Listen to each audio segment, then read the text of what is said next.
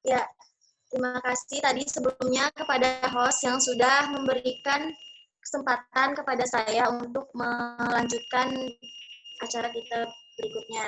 Nah, saya mau menyapa dulu kepada para pemantik yang hebat pada acara kali ini dan pada teman-teman juga. Semoga diskusi kita ini berjalan dengan lancar pada malam hari ini.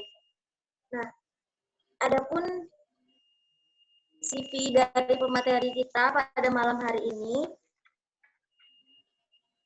beliau adalah Kak Tari yang tinggal di Jalan Maulana Malik Ibrahim RT 10 nomor 15 Simpang Pulai Kota Jambi. Nah, adapun riwayat pendidikan dari Kak Tari ini adalah SDS 9 Kota Jambi pada tahun 2000 sampai 2006, SMP 8 Kota Jambi dari tahun 2006 sampai 2009, SMK Revani Intra Putra tahun 2011 sampai tahun 2012, dan S1 Pendidikan Fisika Universitas Jambi pada tahun 2012 sampai 2017. Nah, jenjang perkaderan kali ini AB1 pada tahun 2015, AB2 pada tahun 2016, dan AB3 pada tahun 2017. Jabatan Kak Tari saat ini adalah BPK kami wilayah Jambi. Nah, moto dari Kak Tari adalah menjadi pribadi yang bermanfaat. Bismillahirrahmanirrahim. Jannah. Masya Allah. Nah, dalam hari ini Kak Tari akan membawakan materi yaitu muslimah berdakwah untuk kemaslahatan umat. Nah, kenapa sih muslimah itu harus berdakwah? Langsung aja kepada Kak Tari, waktu dan tempat kami persilahkan. Baik ya, Assalamualaikum warahmatullahi wabarakatuh. Suaranya jelas teman-teman? Jelas Kak. Alhamdulillah. Alhamdulillah ya, segala puji bagi Allah yang hari ini mempertemukan saya dengan teman-teman yang luar biasa gitu. Hari ini ketemu lagi dengan mahasiswa yang insya Allah pada malam hari ini, kalau malam minggu biasanya ini ya kegiatan malamingan gitu ya, tapi Masya Allah kita di sini berkumpul bersama bersua, insya Allah sharing-sharing bareng, mencoba mencari permasalahan dan juga mencari solusi tentunya.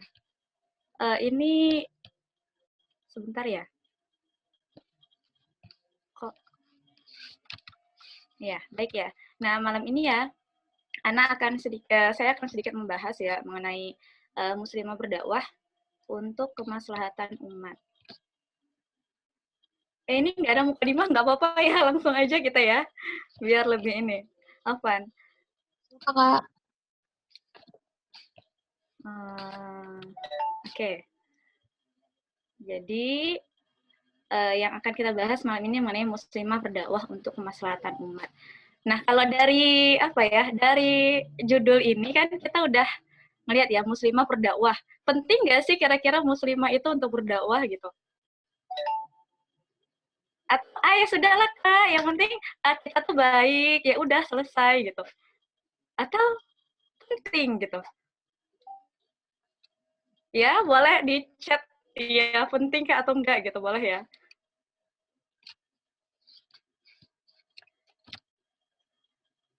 Oke, lanjut. Oh, Masya Allah, penting ya. Oke. Nah, jadi ini ada sedikit ya kita tampilkan mengenai ayat suci Al-Quran. Ini surat Al-Imran 110 ya. Kuntum khaira ummat, ukhrijat linnas, ta'muruna bil ma'ruf wa tanhauna 'anil munkar wa tu'minuna billah. Kamu adalah umat yang terbaik. Ya, yang terbaik yang dilahirkan untuk manusia. Jadi ya kita nih ya, umat terbaik ya. Ya, dengan catatan yaitu menyuruh kepada yang ma'ruf dan mencegah dari yang mungkar dan beriman kepada Allah Subhanahu wa taala. Nah, berarti dari surat yang barusan kita baca ini ya, Al-Imran ayat 110, ini membuat kita menjadi apa ya? Pembelajaran bagi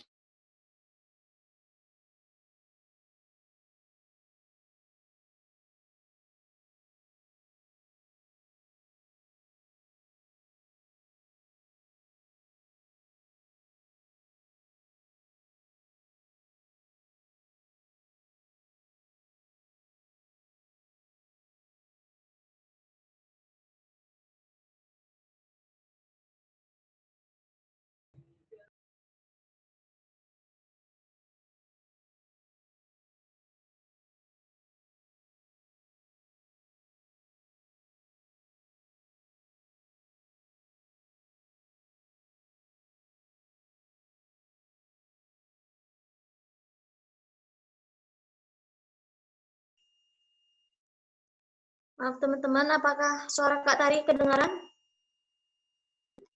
Tidak, Enggak, Kak. enggak, Kak. Kak Tarinya udah keluar. Mungkin karena sinyal kali ya, jadi kakaknya keluar. Karena saya di luar ini ya, di luar kendali. Oke. Oke, kembali ke sini tadi ya.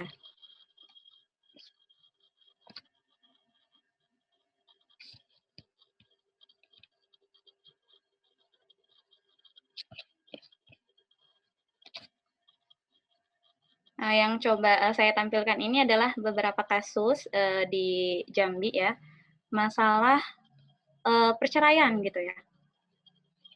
Beberapa hal-hal gitu ya menyebabkan perceraian, ternyata salah satu penyebab dari ini ya di Jambi ada karena zina gitu ya. Ada karena zina, ada karena yang mabuk gitu ya. 11 kasus gitu, dan ini yang terdata ya. Kemudian ada karena judi, itu ada 2 kasus, kemudian meninggalkan salah satu pihak, maksudnya yang satunya pergi gitu ya, ninggalin yang ininya. Ada 177 kasus, kemudian ada dihukum penjara, ada 10 kasus, dan seterusnya. Nah, ini juga ternyata kasus yang paling tinggi di Kota Jambi itu, ini tahun 2018 ya, berdasarkan Badan Pusat Statistik Provinsi Jambi, yaitu nih perselisihan dan pertengkaran. Nah, yang terus-menerus kasusnya paling tinggi 600 kasus, dan tertinggi kedua adalah di bidang ekonomi ya, karena ekonomi 185 kasus. Ini di bidang keluarga ya, permasalahan di bidang keluarga. Nah, kemudian ini masih baru-baru ini juga, kemarin ya di tahun 2020, ternyata ya, selama pandemi COVID-19 peredaran narkoba meningkat. Coba kita bayangin ya, narkoba meningkat selama pandemi ini. Jadi kalau kita ini ya, apa namanya, kita bayangkan itu sungguh berapa banyak kasus-kasus yang tidak terlihat gitu ya. Belum lagi kasus LGBT gitu ya, di tahun lalu, kalau nggak salah itu, tahun lalu ya, yang kasusnya itu sempat heboh. Jadi itu baru yang terlihat ya. Kemudian ada kasus juga lagi yang terkait apa, anak-anak sekolah kan belajarnya daring ya, belajar daring, nggak, akhirnya ada orang tua yang rela menjamret ataupun apa namanya, mencuri HP orang gitu. Nah, ini permasalahan ya yang harusnya kita sebagai pemuda ya, sama-sama pemuda, insya Allah masih pemuda, mencoba untuk mencari solusinya. Kira-kira apa nih solusinya? Apakah nih ya, terus aku kudu piye nih lihat permasalahan yang kayak gini gitu. Atau sudahlah, yang penting aku baik, yang mereka kayak gitu ya sudahlah, yang penting aku baik gitu ya, kayak gitu. Atau kita mau ikut nimbrung gitu ya, ikut nimbrung menjadi problem solver gitu ya, bukan menjadi troublemaker gitu ya. Nah, kira-kira mau pilih yang mana gitu. Dan pastinya gitu ya, seorang muslimah ya, seorang muslimah itu nggak akan cuek ya. Seorang muslimah itu nggak akan cuek. Kalau ini ada laki-laki juga ya ternyata, berarti seorang laki-laki juga nggak akan cuek gitu ya. Karena cuek itu bukan akhlak seorang muslimah, karena muslimah itu adalah dia itu yang selalu memikirkan orang lain juga gitu ya. Dan menentukan posisi dalam berperan itu sangat penting. Jadi kan kasus-kasus tadi ya, kasus-kasus yang kita lihat di awal tadi itu yang terlihat saja. Kasus-kasus yang lain itu masih banyak kayak gitu ya. Kasus-kasus yang lain itu masih banyak. Suaranya masih nggak kedengeran ya? Kedengaran, Kak. Yes, Kak. Alhamdulillah. Nah, baik ya. Jadi masalah yang ada yang kita lihat di awal tadi, dan beberapa masalah yang mungkin teman-teman lihat di lingkungan teman-teman gitu kan. Nah, kira-kira kan solusi yang harus kita lakukan, kita harus bergerak kan, kita harus bergerak mengajak kepada kebaikan. Dan saat kita mengajak kebaikan, itulah dakwah. Ya. Jadi dakwah itu bukan cuman kita di masjid, Assalamualaikum warahmatullahi wabarakatuh, ibu-ibu, bapak-bapak, marilah kita. Nah, enggak gitu, enggak hanya kayak gitu. Ataupun apa namanya iyalah ya di masjid atau bukan hanya di situ gitu. Di situ memang dakwah, tapi dimanapun kita berada saat kita mengajak kepada kebaikan, itulah dakwah. Dan kita bakal belajar dari sosok-sosok wanita mulia yang Masya Allah amazing-nya luar biasa. Salah satunya adalah Ibunda Aisyah radhiyallahu anha. Siapa sih yang nggak kenal sama beliau gitu? Kenal semua lah. Kenal.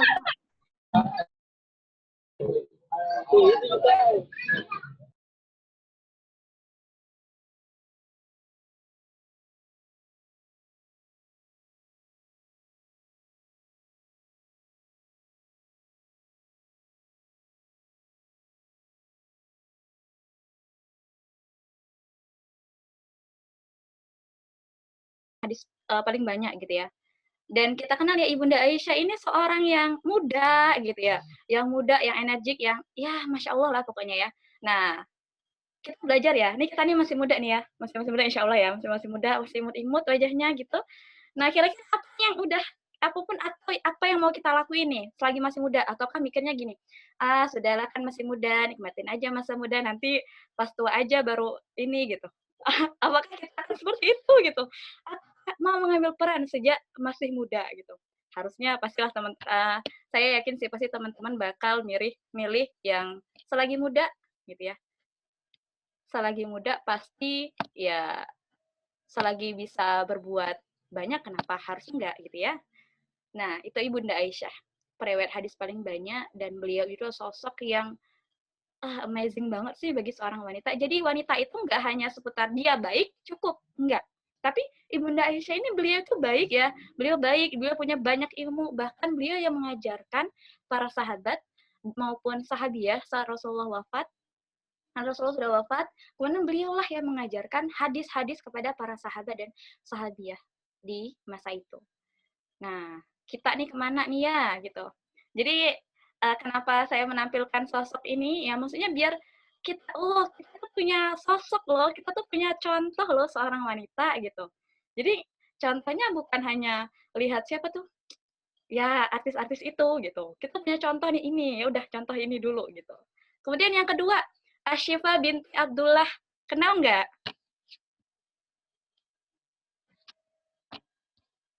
Tes.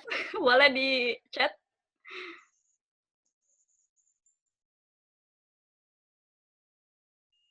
Beberapa orang mungkin belum kenal ya.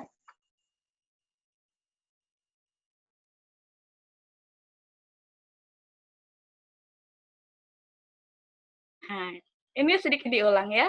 Jadi Asyifa binti Abdullah ini adalah salah satu sahabiah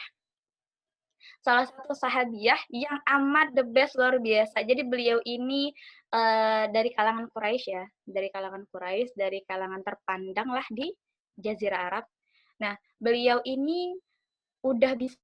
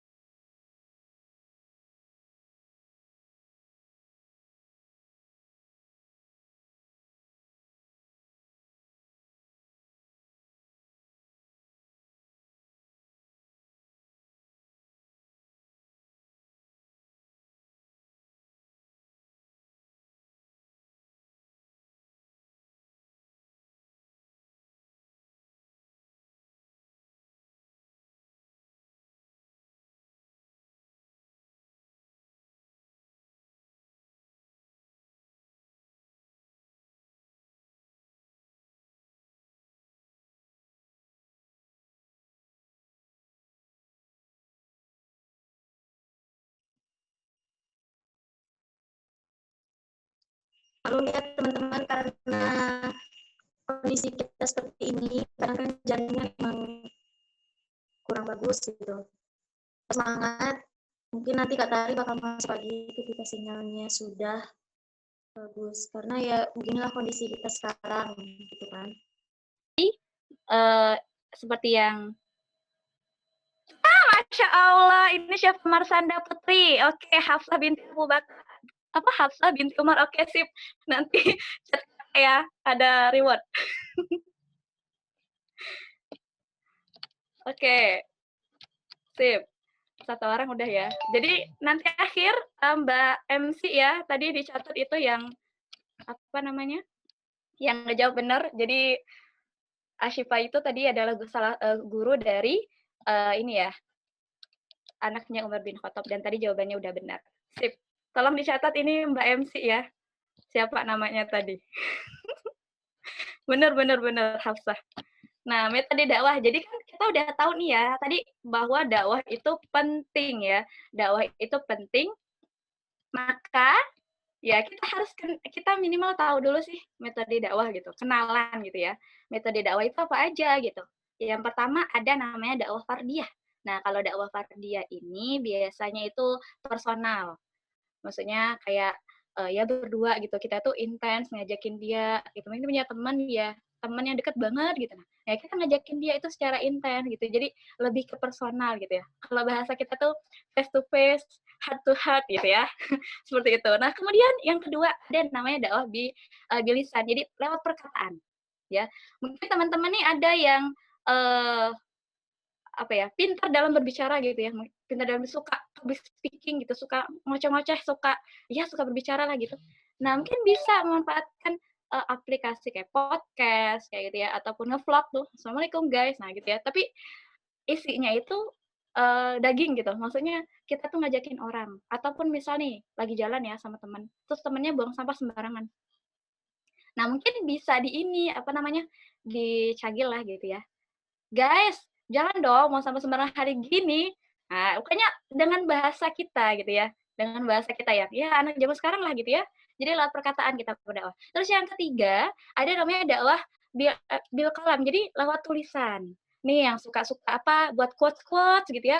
Yang suka buat kata-kata yang manis-manis gitu ya. Boleh buat Twitter ataupun Instagram ya, buat hashtag caption, nah silahkan itu. Jadi lewat tulisan. Jadi kalau orang itu nulis itu sekarang ya, jadi kebaikan sama keburukan itu selalu bergandengan. Maksudnya selalu bergerak gitu, selalu bergerak. Kalau misalkan yang baiknya nggak gerak, ya udah berarti yang jeleknya malah yang ke depan gitu.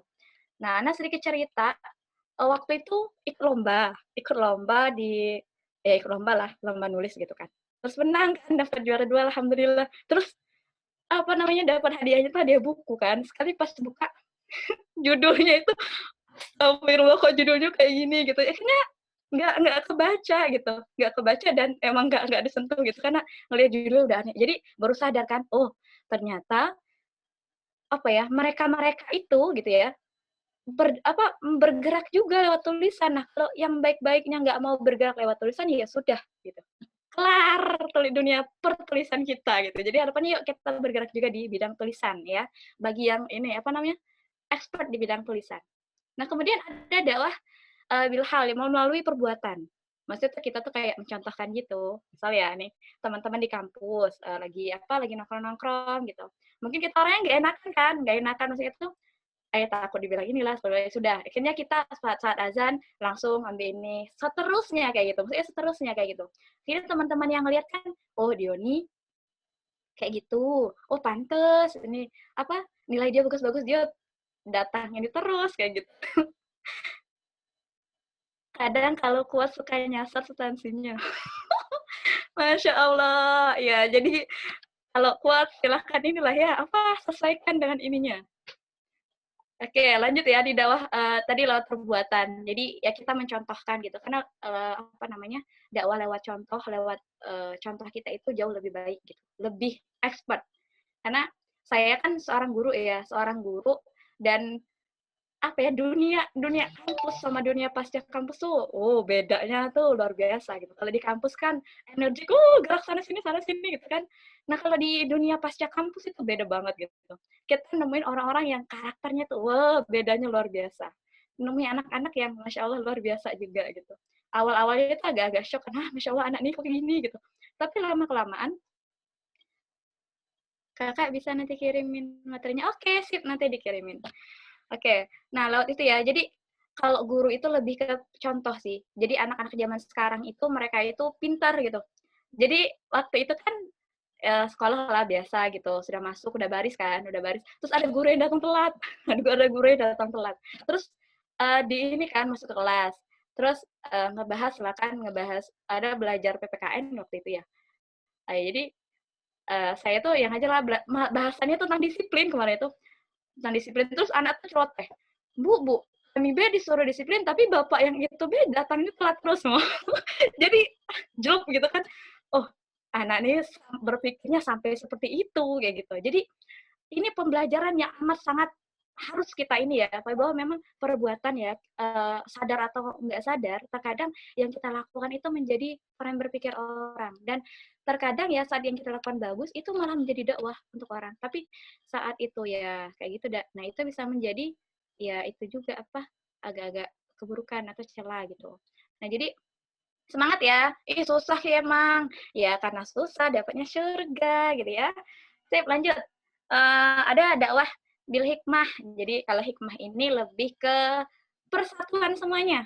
Gitu ya. Maksudnya tuh dia perkataan juga, tulisan juga, apa ya, perbuatan juga. Masih itu lebih ke ya perpaduan semuanya gitu. Dan alangkah lebih baik memang kalau kita berdakwah lewat hikmah dengan cara yang baik gitu ya.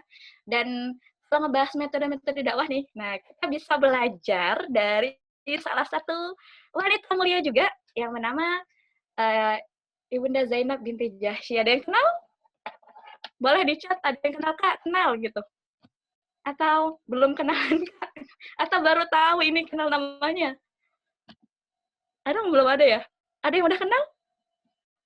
Oh belum, belum, baiklah. Dicerita. Maaf ya, ini kok jadi kayak kajian siroh ya? Nggak apa-apa ya.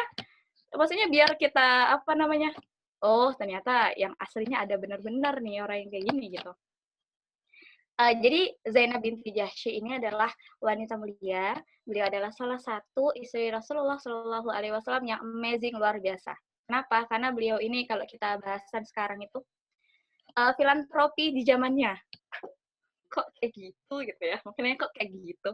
Jadi beliau ini berdakwahnya itu luar biasa amazingnya. Kenapa? Jadi beliau itu ya pinter banget buat kayak kerajinan, kayak apa kalau bahasa kita tuh craft gitu ya.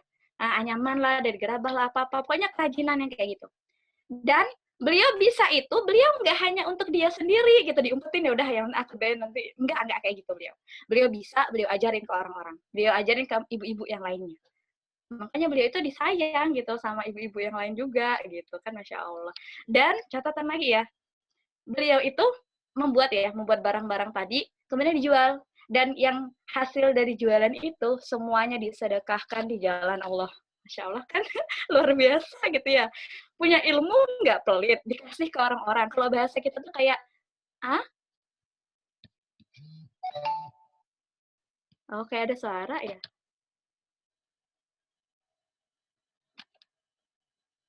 Halo? Oh ya, lanjut ya. Insya Allah kedengeran ya? Iya? Kayak ada yang bicara, halo? Oh, enggak ya? Oh, halusinasi saya berarti ya, apa nih ya? Oke, jadi Zainab binti Jahsy ini kita belajar dari beliau bagaimana salah satu metode dakwah. Jadi beliau ini berdakwah dengan memberdaya masyarakat. Jadi beliau bisa punya keahlian, beliau ajarkan kepada masyarakat dan ya masyarakat bisa tuh ya. Jadi bisa menjadi kalau bahasa kita ya tambahan lah kayak gitu kan ya untuk mereka dan Ibunda Zainab pun apa dari tangannya itu, maksudnya itu dari kerajinan yang beliau buat, beliau jual gitu ya, beliau jual kemudian hadiah uangnya gitu ya, uangnya disedekahkan semua di jalan Allah, Masya Allah. Jadi dakwahnya itu totalitas ya, perbuatan juga, hikmah juga, Masya Allah. Jadi bisa dicontoh ya. Jadi mungkin nanti ini ada pinter-pinter kerajinan apa, mungkin bisa nanti cari sirah dari Ibunda Zainab binti Jahsy ya. Selanjutnya, waduh, sabar, sepertinya melek lagi dia. Nah, itu. Jadi kalau nanti agak kecepatan, silakan diiniin ya, diomongin ya, kecepatan gitu. Nah, tadi kan kita sudah tahu nih ya, ada berbagai macam metode dakwah, silakan nanti dipilih mau yang mana aja, mau yang seperti apa, silahkan gitu ya. Nah, sekarang saatnya kita mengambil peran, ya, mengambil peran. Siapa kita? Mahasiswa. Jadi, kalau mahasiswa silakan ambil peran sebagai mahasiswa. Agent of change katanya kan ya. Jadi, silakan ambil peran. Jadi, kalau kita lihat kondisi sekarang ini ya, pandemi ini, anak sebagai guru juga, saya sebagai guru ya, itu masalahnya itu luar biasa banyaknya. Kenapa? Karena nggak semua murid itu, apa namanya ya, oke mereka punya HP, tapi nggak semua mereka itu bisa didampingi oleh orang tuanya, karena orang tuanya rata-rata kerja, pagi kerja, balik sore, ketemu anaknya malam, dan gimana mengajar ya. Dan mereka itu banyak ngeluh, aduh Bu, sekolah baiklah kita nih, begini, panjang gitu. Nah, aduh bukannya nggak mau, tapi ya gimana gitu kan. Nah, jadi ini mungkin bisa jadi apa ya, peran kita masing-masing nih ya, teman-teman HMI, teman-teman IMM, teman-teman kami bisa mengambil peran gitu. Nggak perlu besar-besar, dari lingkungan sekitar kita aja. Kita coba buat kayak HMI mengajar gitu kan, misal gitu ya. Ataupun IMM mengajar, IMM Imawati ya kalau perempuannya ya, Imawati mengajar gitu. Oh, hati mengajarnya kan keren. Cobain kalau misalkan di sini ada berapa orang nih ya, ada 91 peserta. Kalau 91 peserta ini semuanya bergiat di RT-nya masing-masing untuk ngajarin anak sekolah, woi keren. Nah, ini boleh jadiin PR ya.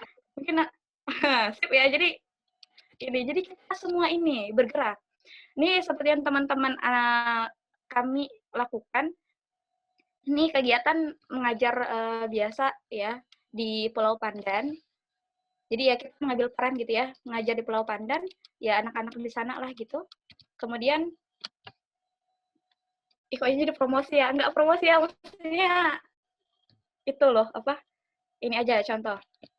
Nah, ini kegiatan di rumah saya, karena itu tadi, ya mencoba mengambil peran walaupun sedikit gitu.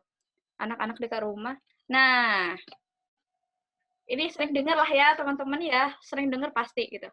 Wanita adalah tiang negara. Apabila wanita itu baik, maka akan baiklah negara, dan apabila itu rusak, maka akan rusak pula negara itu. Jadi kita ya, nih para wanita gitu ya, para wanita, kita itu adalah tiangnya negara. Jadi kalau kita baik, ya insya Allah negara itu akan baik. Tapi kalau kitanya gitu bengkok, ya bengkok juga gitu. Jadi berapa pentingnya seorang wanita gitu. Jadi wanita itu nggak hanya dia itu ngurus diri dia sendiri gitu. Ya udah ngurus diri dia sendiri, keluarga dia sendiri. Bukannya salah, tapi alangkah baiknya dia bisa menambah peran gitu ya, menambah peran dalam maksud ikut gitu ya, ikut berjibaku dengan masyarakat gitu, mencoba mengajak lah kayak gitu ya, mengambil peran. Saya itu pernah tersentil, ada seorang yang ngatain kayak gini kan, kita itu hidup di RT kan ya, hidup di RT, terus sudah apa sih yang kita lakuin kayak gitu. Terus kalau misalkan kita di RT itu nggak ada ininya ya, terus apa gitu. Jadi dengar kata-kata itu agak nih orang gitu ya. Tapi benar juga gitu loh. Kan kita mahasiswa ya. Mahasiswa itu maha, berarti kan tinggi ya. Siswa berarti lebih tinggi dari siswa gitu. Nah, jadi kita semangat. Kok hari ini ceramahin, bukan ceramah ya. Kita bersemangat untuk sama-sama bergerak gitu. Bersama-sama untuk bergerak. Jadi ya kalau sekarang ini mau ngancurin negara itu nggak perlu perang, nggak perlu apa namanya, ngebom sana ngomong, nggak perlu perang-perang kayak gitu, cukup hancurkan wanitanya lewat pemikiran-pemikiran civilis ya, bukan penyakit itu ya. Jadi civilis itu suatu pemikirannya sekularisme, wah ini ada chat ya, liberal pluralisme. Nah itu suatu penyakit itu.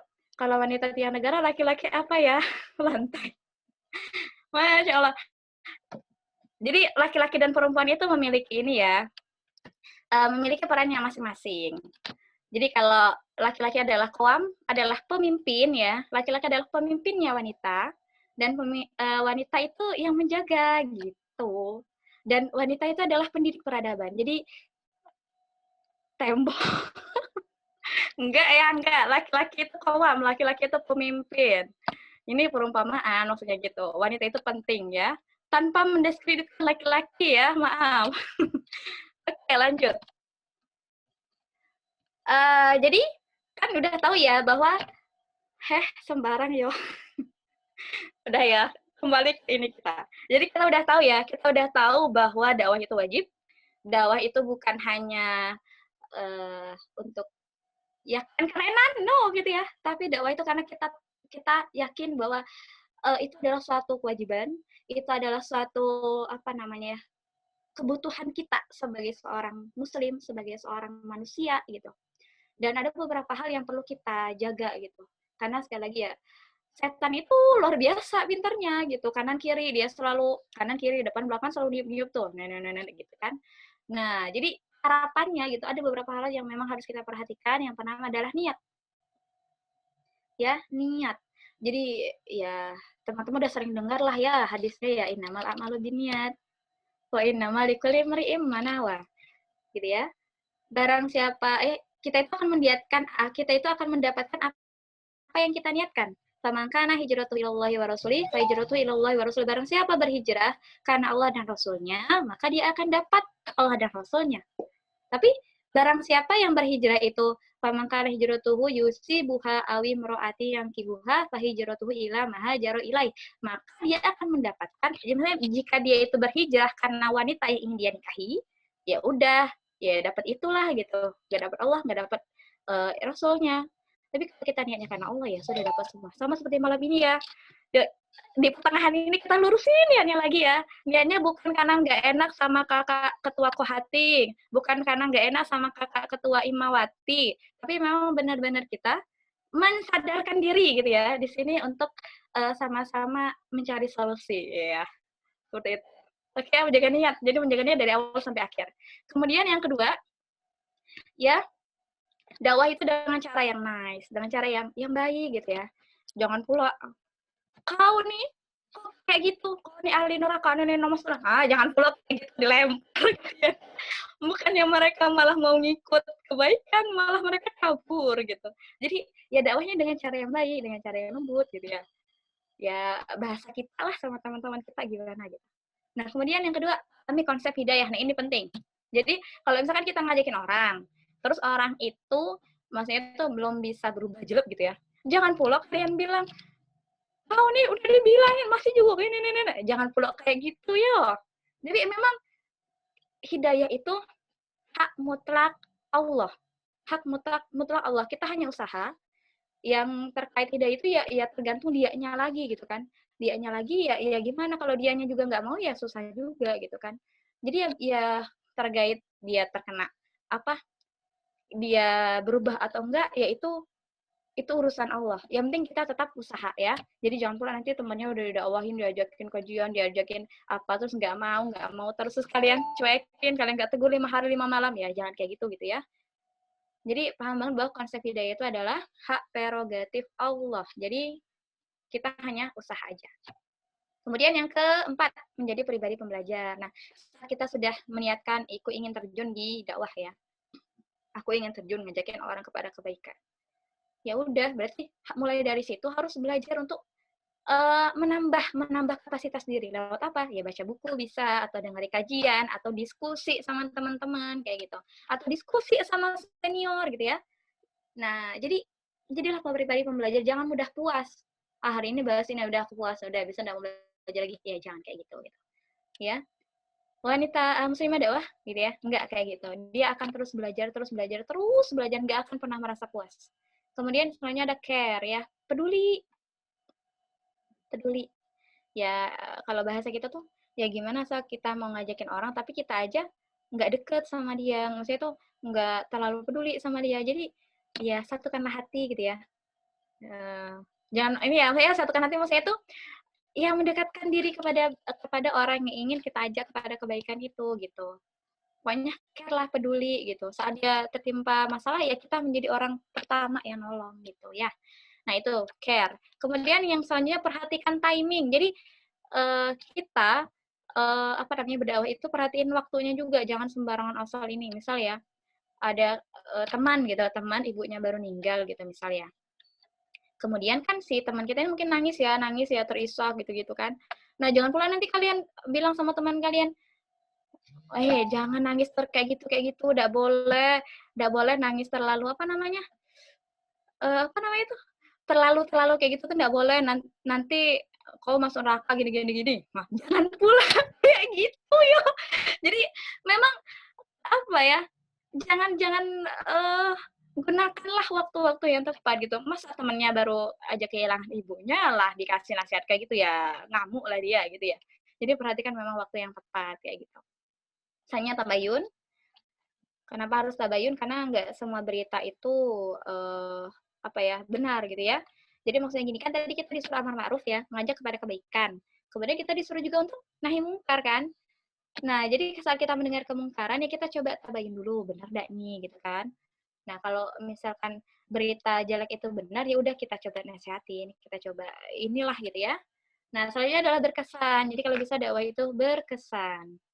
Berkesan. Jadi kalian kan, oh ternyata mungkin lihat status temennya kan yang pinter banget buat kata-kata apa namanya, kata-kata bagus gitu, kata-kata bagus, kemudian dia tersentuh gitu kan, ih bagus kata-katanya ini, terus tersentuh, terus baik, ya jadi dia dari terkesan, oh iya aku lihat status dia tuh begini kayak gitu. Gitu ya. Jadi ini ada beberapa hal yang perlu kita perhatikan saat kita melakukan dakwah. Ya, kita belajar lah ya, kita sama-sama belajar. Bukan berarti saat saya mengatakan kayak ini, saya itu udah baik, udah full semua itu, enggak. Tapi ya masih sama-sama berproses dalam belajar gitu. Nah, itu ya tadi beberapa ininya. Oh. Udah? Mungkin itu sedikit. Ini jangan lupa ya. Nah, nih, sedikit ini kata-kata. Jangan lupakan sejarah. Saya lagi jangan lupakan sejarah indah kaum wanita. Jadi pendukung dakwah Rasulullah itu pertama kali adalah wanita. Kemudian daiyah ya, wanita yang sangat luar biasa yang harum namanya gitu akan ilmu hadis dan ilmu-ilmu lainnya, yaitu Ibunda Aisyah, perempuan. Kemudian siapa lagi? Mujahidah ya, wanita yang melindungi Rasulullah saat perang Uhud. Wanita gitu. Kemudian masih banyak lah ya, masih banyak wanita-wanita luar biasa gitu. Dan harusnya kita kenal itu, dan harusnya kita tahu gitu. Kenapa? Biar kita tuh sadar, oh wanita itu penting, peran wanita itu luar biasa. Jadi biar kita itu nggak jadi penghancur tiang negara. Ya, jadi kita tuh nggak jadi penghancur tiang negara, tapi kita menjadi memang tiang negara beneran gitu. Ya, kebangkitan umat itu, ya kalau wanitanya baik, ya insya Allah kebangkitan itu akan segera gitu ya. Tapi kalau perempuannya ini ya sudahlah kayak gitu. Dan keutamaan berdakwah ya. Demi Allah, jikalau Allah memberi hidayah kepada satu orang dengan sebab dirimu, hal itu benar-benar lebih baik bagimu daripada unta merah. Nah, maksudnya tuh ya dakwah itu sangat sangat tinggi gitu. Apalagi misalkan ada orang yang berubah baik, itu mendapat hidayah ya lewat kita, ibarat mendapatkan ya unta merah. Kalau zaman Rasulullah tuh unta merah itu kendaraan paling mahal. Kalau zaman sekarang ya kendaraan paling mahal apalah gitu ya. Tapi bukan arti maksudnya itu sama kayak kendaraan, maksudnya itu dakwah itu tinggi gitu. Tinggi banget, sangat mulia gitu ya. Jadi ya semangat ya, semoga dengan melihat ini jadi semangat untuk mengajak teman-teman kepada kebaikan. Kemudian ini ada hadis sahih ya, sahih Muslim. Barang siapa yang menunjuki kepada kebaikan, maka dia akan mendapatkan pahala seperti pahala orang yang mengerjakannya. Nah, jadi misalkan teman-teman nih ngajakin orang sholat tepat waktu, kemudian temannya yang awalnya sholatnya bolong-bolong, jadi 5 waktu misal ya, lewat karena ngelihat kita. Jadi ya kita itu dapat pahala juga lewat dia tanpa mengurangi pahala yang melakukan. Masya Allah ya. Jadi semangat untuk berdakwah. Jadi muslimah dakwah, kalau misalkan muslimah itu sudah ya bergerak untuk berdakwah kepada umat, insya Allah ya kemaslahatan itu akan terjadi gitu. Ya mungkin itu. Nah mungkin catatan lagi sedikit ya jangan sampai kita menjadi seperti lilin. Ini mungkin closing statement ya. Jangan sampai kita seperti lilin. Kenapa? Gak terasa walaupun udah jam 11 aja ya. Masya Allah, ini ada yang dari Ambon, luar biasa. Jadi barang siapa yang menuju, kok ini sih? Tadi Anda bilang ya, jangan seperti lilin ya. Jangan seperti lilin. Yang dalam artian itu, kita menerangi orang ya. Kita menerangi orang, kita ya membuat cahaya kepada mereka, tapi diri kita terbakar kayak gitu. Ya jangan sampai seperti itu. Jadi kita menerangi orang lain, tapi jangan sampai diri kita terbakar gitu. Kita ngajakin orang kepada kebaikan, tapi ya kita sendiri melupakan gitu. Ya di surat As-Saff itu, mengapa kamu mengajak orang kepada kebaikan, tetapi kamu tidak melakukannya gitu. Jadi kita sama-sama belajar. Nggak perlu nunggu sempurna untuk berdakwah. Kalau nunggu sempurna, yang nggak akan pernah berdakwah gitu. Karena apa? Karena manusia itu punya dua sifat yang emang udah kodratnya, yaitu yang baik sama yang buruk ya. Saya nggak jadi lilin, saya jadi genset. Masya Allah. Kalau genset nanti butuh ini ya, bensin. Oh ya, Masya Allah. Lah ya. Yang penting bisa inilah ya. Kalau bisa jadi rembulan dan cahaya matahari yang selalu menerangi tanpa pernah balas budi. Ya. Nah, mungkin itu sedikit cerita dari saya ya. Dikembalikan kepada Mbak Liza, monggo. Ya, terima kasih Kak Tari atas materinya yang sangat bermanfaat untuk kami, kita, semua kaum perempuan di Indonesia dan dimanapun berada, gitu kan, yang berniat untuk berdakwah di jalan Allah. Gitu. Jadi tadi Iza udah ngumpulin beberapa pertanyaan Kak. Ini tadi yang pertama ada, ini mau dibacakan dulu pertanyaannya langsung jawab atau bacakan pertanyaan semuanya gitu Pak? Boleh dibacakan semuanya, nanti ya saya catat ya. Oh iya Kak. Ada tadi pertanyaan yang pertama dari siapa tadi namanya? Oh enggak, dari Felix Fisabilillah Bayu. Assalamualaikum warahmatullahi wabarakatuh. Izin bertanya, bagaimana cara kita untuk tetap dapat beragama Islam secara kafah dan benar di zaman yang penuh fitnah dan kezaliman ini? Itu pertanyaan yang pertama, Kak. Nah, pertanyaan yang kedua itu dari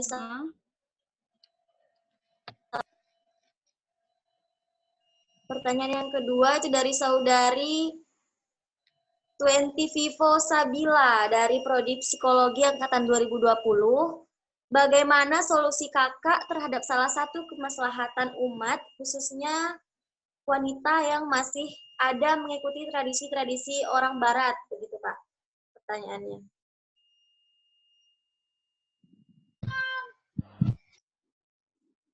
Pertanyaan terakhir Kak, dari Deswita Ardi Lestari. Jika ada teman saya yang melakukan kesalahan, lalu saya sebagai temannya harus mengingatkan bahwa yang dilakukan saat ini salah. Tapi dia tidak mau mendengarkan kita. Ngapain urusin kehidupan orang, urusin aja kehidupan kamu sendiri. Nah, gimana sih, Kak, cara kita nanggepin atau ngadepin orang yang kayak gitu? Padahal kan niat kita baik. Apakah ada cara lain untuk mengingatkan teman yang mempunyai sifat seperti itu? Itu saja pertanyaannya, Kak. Iya, Kak, itu pertanyaan terakhir. Silahkan, Kak.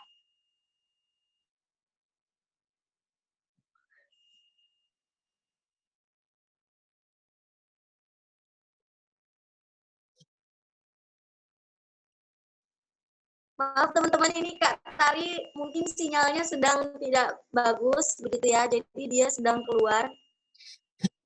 Oke, Kak. Ditunggu aja, mungkin sebentar lagi akan bergabung kembali.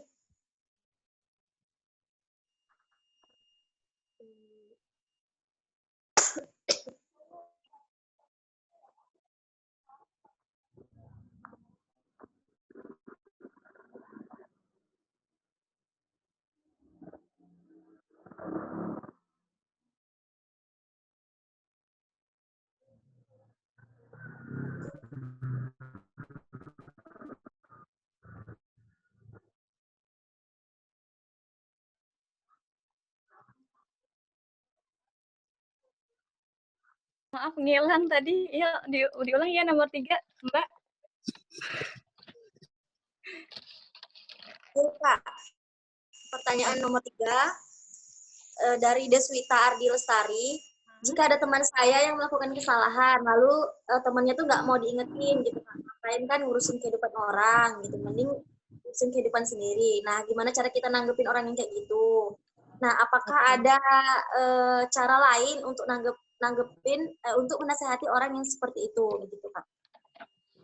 Oke, saya jawab ya dari pertanyaan yang pertama. Tadi terkait Islam kafah, maksudnya kita kan hidup di zaman yang kayak gini ya.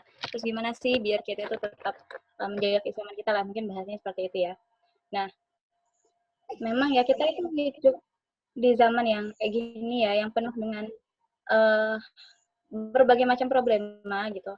Bukan menjadi alasan kita untuk tidak gitu, alasan kita untuk tidak mengikuti ya. Oh ya. Ya, jadi nggak ada alasan kita untuk nggak melakukan apa yang Allah perintahkan dan yang Rasul ajarkan. Jadi gimana caranya nih? Gimana nih caranya biar halo? Jelas ya suaranya ya? Jelas, Mbak. Oh iya. Jelas. Oke. Jadi tadi ya gimana caranya biar tetap menjaga Islam kafah gitu, biar tetap sama Islam gitu ya. Jadi kita kembali ke apa ya? Jati diri kita sebagai seorang insan, bahwa kita itu diciptakan oleh Allah untuk beribadah. Jadi terkadang menjadi bodoh amat itu penting. Terkadang jadi bodoh amat itu penting. Jadi biarlah kita itu berbeda dari orang yang lain. Maksudnya saat orang lain melakukan hal yang gimana-gimana, ya kita nggak usah perlu ikutin gitu. Harus punya pendirian. Harus punya pendirian. Dan kalau apa ya, harus punya pendirian dan itu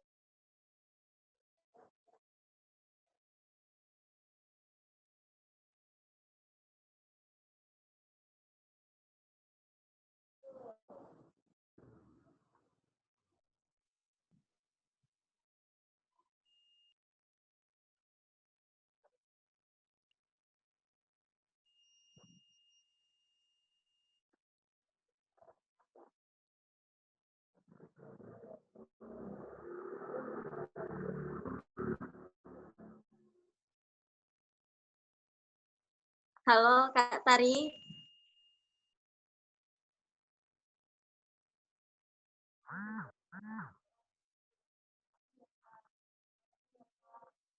Halo, Kak.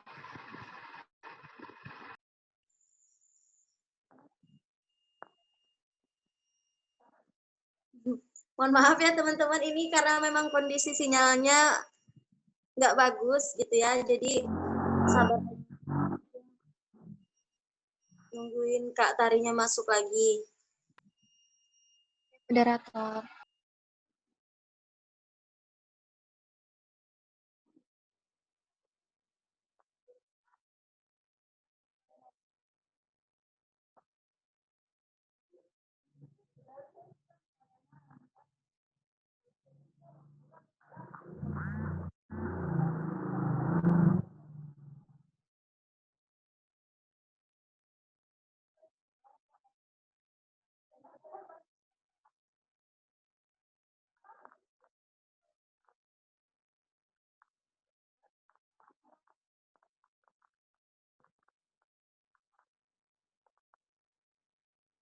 adalah beribadah kepada Allah Subhanahu wa taala, titik 1. Yang kedua, sekali lagi istiqomah itu berat kalau sendiri. Ya, istiqomah itu berat banget kalau sendiri. Jadi yang kedua, silakan cari teman yang bisa. Cari teman yang bisa sama-sama gitu, sama-sama berjuang bahasanya. Maksudnya itu yang bisa saling mengingatkan, ya. Jadi yang pertama tadi kembali kita yakini bahwa kita adalah seorang insan, hamba Allah Subhanahu wa taala, tugasnya untuk beribadah kepada Allah. Mau orang ngomong apa, mau orang bilang so alim loh, alah judul-judul panjang, inilah radikal lah, teroris apa, sudah nggak usah peduliin. Ya, nggak usah peduliin omongan orang, yang penting kita mulia di mata Allah. Nggak pedulilah mau jelek di mata manusia, sudah lantalah gitu ya. Bahasanya tuh lantalah gitu, tapi yang mulia di mata Allah. Yang kedua, itu tadi ya, cari teman yang bisa menguatkan kita. Karena itu lagi, sendiri itu berat. sendiri itu berat, makanya butuh coba ya. Butuh coba. Oke. Tuh, sulit Kak untuk saat ini cari teman yang ingin berjuang bersama-sama? Ada sih, tapi jauh-jauh dan belum. Cari komunitas. Nggak apa-apa jauh-jauh, cari komunitas juga. Jadi, saya itu punya komunitas juga ya, baru gabung sih sebenarnya. Teman-teman Indonesia Tanpa Jil. Nah, itu Masya Allah luar biasa mereka itu. Jadi, ini teman-teman yang di sini ya, mungkin jadi teman-teman yang di sini juga bisa jadi partnernya Tisha Melina ini.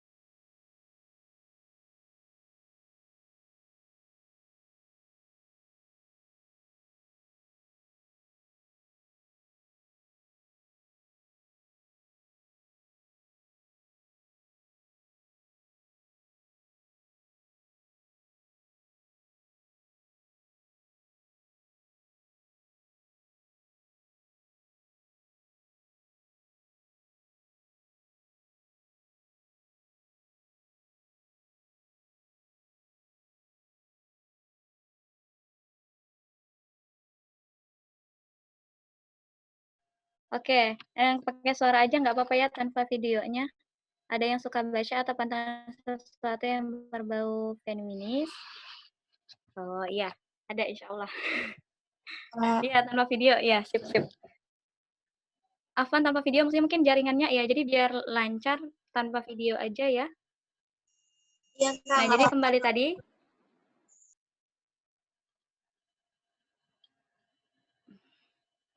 Oke. Sampai mana ya tadi ya itu ya. Jadi itu sih saran dari Ana ya. Itu aja saran dari Ana. Terkait yang pertama.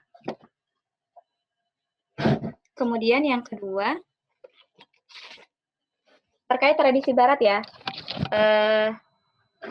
Terkait tradisi barat gimana gitu ya. Jadi ini udah kayak kebiasaan gitu ya, dan kalau kita mau langsung ngejablek apa namanya, kamu nih gini ini segala macam, ya nggak gitu juga gitu ya. Tapi bagaimana kita menasihatinya dengan baik kayak gitu. Dekatin dulu dia. Kalau misalkan kita itu udah masuk ke dalam ini dia, insya Allah tuh mau nganuin aja akan lebih enak gitu. Maksudnya dalam artian mau ngasih masukan atau apa itu akan jauh lebih mudah. Jadi mungkin saran untuk yang kedua gimana ngadepin teman-teman yang masih ikut-ikutan tradisi barat, yang pertama deketin dulu dia, dapetin hati dia gitu ya. Setelah itu baru coba ini sih, ngomong ngobrol ringan. ngobrol-ngobrol ringan terkait kebudayaan-kebudayaan yang kalau bisa nggak kayak gitu, tapi nggak langsung ngomong kayak gitu gitu. Terus gimana? Udah diomongin tapi susah juga nggak mau berubah-berubah. Nah kembali lagi ya, tugas kita adalah ngajakin. Kalau dia nggak respect atau malah dibilang tadi kayak, alah nggak usah ngurusin hidup orang, nggak usah gini gitu. Ya udah, tapi dalam artian bukan berarti kita membiarkan dia ya, ya berdoa gitu. Karena kalau misalkan kita udah berbuat apa, kan kalau misalkan lihat kemungkaran maka ubahlah dengan tangan. Kalau misalkan enggak, maka ubahlah dengan perkataan gitu ya. Kalau nggak bisa juga, ya udah dengan hati. Jadi ya kita doain teman-teman kita itu yang mungkin udah kita nasihatin ya, mungkin udah dari pagi sampai malam udah nasihatin gitu, tapi nggak berubah-berubah juga gitu. Ya udah kita doain. Sudah belum kita doain dia di setiap sholat kita? Sudah belum kita doain dia di sepertiga malam kita? Nah mungkin itu ya saran dari saya, karena pribadi memang untuk mengubah atau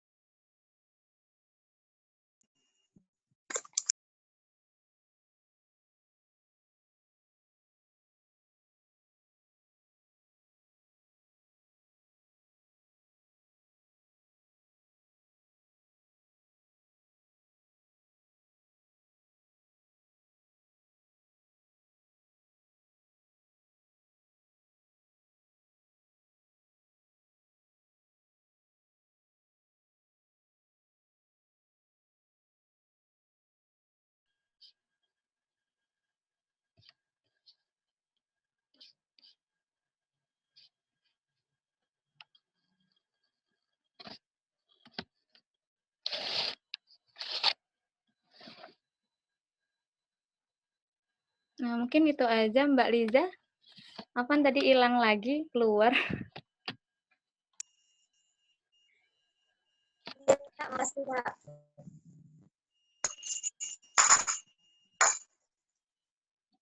Supaya semua pertanyaan sudah terjawab. Semoga teman-teman yang tadi bertanya sudah puas dengan apa yang dijawab oleh Kak Tari begitu. Nah, ada pun satu quotes yang tadi dapat saya kutip dari materi Kak Tari adalah wanita adalah tiang negara, apabila wanita itu baik maka akan baikkan negara, dan apabila wanita itu rusak maka akan rusak pula negara. Insya Allah. Ini Kak Tarinya udah keluar lagi ya? Masih ada, masih ada. Oh, masih ada. Ya Kak, makasih Kak, materinya sangat bermanfaat untuk kami semua yang ada di forum ini. Makasih, Oh iya, Kak. nanti yang iya Afan tadi yang jawab Hafsah ya, ngechat panitia, nanti panitia chat saya ya. Siap, Iya, Kak. dari Satu buku meluncur insya Allah.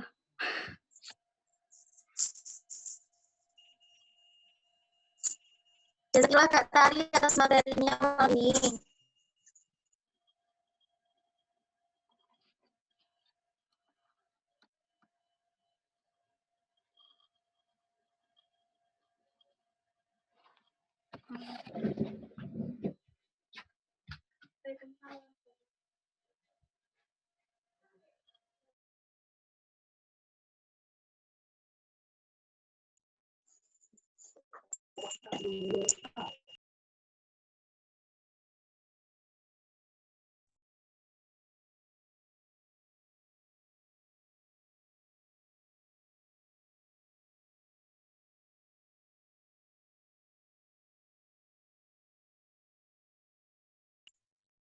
Kak Tari, apakah ada yang ingin disampaikan lagi, Kak? Closing statement-nya.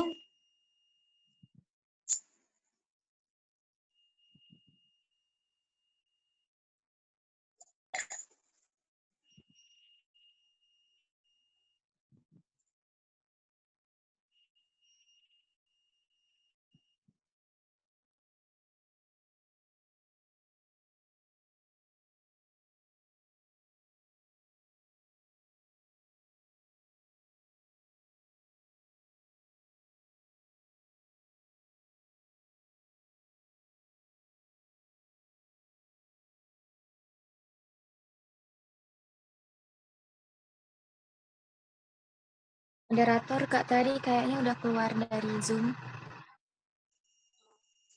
Oh iya, terima kasih. Nah, sembari menunggu pemateri berikutnya, tadi kan saya ada minta untuk masing-masing perwakilan dari UKP untuk memperkenalkan dirinya, perempuan gitu. Yang bersedia memperkenalkan dirinya, perwakilan dari masing-masing UKP, saya persilakan.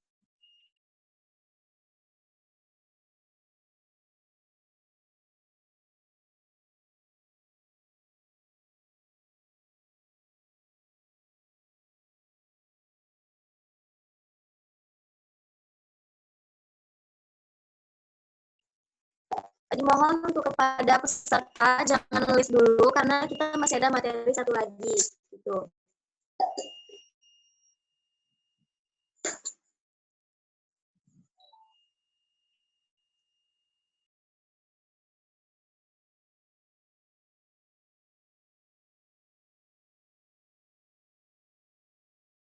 Di RT 01 Desa Poto Majidin Hilir, Kecamatan Air Hangat, Kabupaten Kerinci, Provinsi Jambi.